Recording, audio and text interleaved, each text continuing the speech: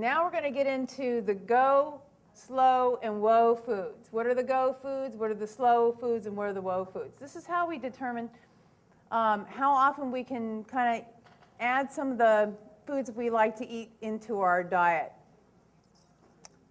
Because we want to enjoy this. This isn't just about restriction, the diet. We're not supposed to suffer through it. We do want to add those foods that we like to have. There's really nothing that you can't have, but it's learning how to add them into your diet and making room for them, accounting for them, if you will. So we're going to talk about go foods, slow foods, and whoa foods. Go, slow, and whoa. Go foods are the lowest in fat and added sugar. They're also nutrient dense. Do we know what that word means, nutrient dense? It has more nutrients for a very small amount of volume. So a calorie-dense food would be a lot of calories or energy for a small volume of food. So we want to focus on foods that are nutrient-dense, okay? Which means they are better sources of vitamins, minerals, and other nutrients important to health, and relatively low in calories. Most of your nutrient-dense foods are just naturally low in calories, higher in fiber. Those are the foods we want to focus on. Enjoy go foods most of the time for better health. Anybody give me an example of a go food? Right there, right there, right there. Fruits, fresh, frozen, canned juice, vegetables, right? Whole grains, fat-free, low-fat milk products, lean meat, poultry, all those things. These are all the things you guys want to focus on. Most of your diet should come from the go food source, okay? But we want a little flavor in our diet, so let's talk about those. Slow foods are higher in fat, added sugar, and or calories than go foods. Slow foods include vegetables with added fat, white refined flour, low-fat mayonnaise, 2% low-fat. Have slow foods sometimes, but less often. Okay, so we can add some of those things. All right, whoa foods. What are those whoa foods? Whoa foods are the highest in fat and or added sugars, and they are calorie dense.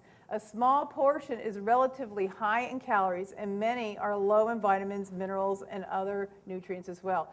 Have whoa foods only once in a while or on special occasions, and when you do have them in small portions.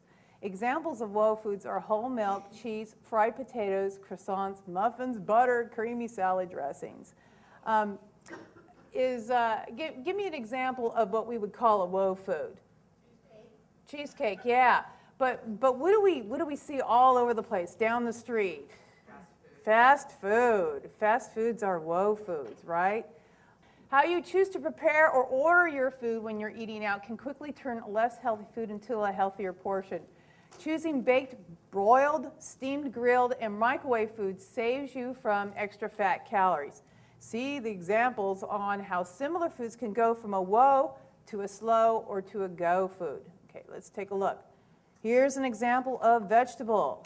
There it is, beautiful, colorful, untouched by fat.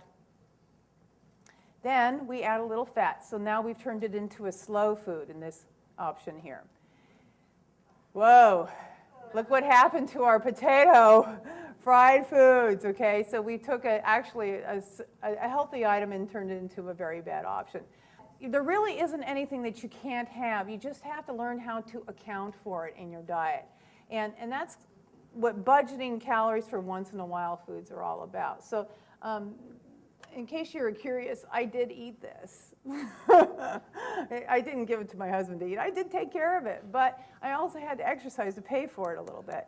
Most people have just a small amount of extra calories to spend, usually between 100 to 300 calories.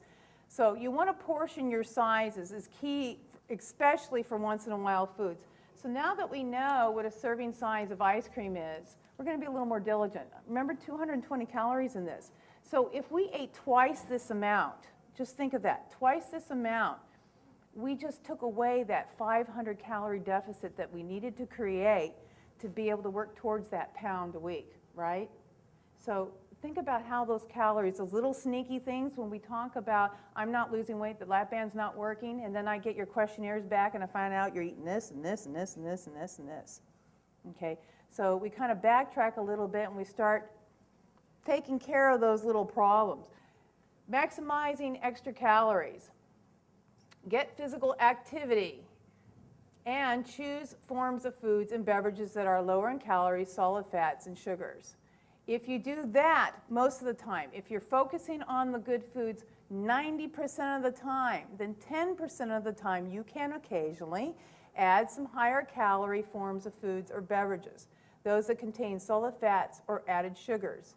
Added fats or sugars to foods such as sauces, salad dressings, butter, or syrup. Consume foods or drinks that contain more fats or extra calories, such as sweets and alcoholic beverages. So we can find a place for those, okay?